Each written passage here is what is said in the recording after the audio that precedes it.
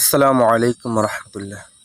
আমরা যারা শিবির করি, আমাদেরকে দমিয়ে রাখার জন্য অনেক প্রকার চেষ্টা করা হয়েছে। আমাদেরকে দমিয়ে রাখার জন্য শত জুলুম নির্যাতন করা হয়েছে।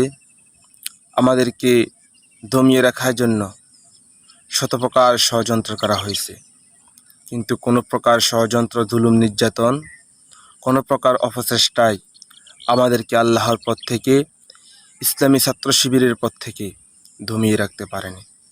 কারণ আমরা বিশ্বাস করি, আমরা এক আল্লাহর উপর ভরসা করি, আমরা এক আল্লাহর কাছেই মাথা নত করি। এক আল্লাহ ছাড়া আমরা কাউকে ভয় করি না, আমরা কাউকে পরোয়া করি না।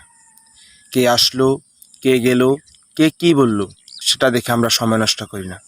আমাদের কাজ আল্লাহর জমিন, আল্লাহর দিনকে বিজয় করা। আমাদের কাজ আল্লাহর জমিন, আল্লাহর দিন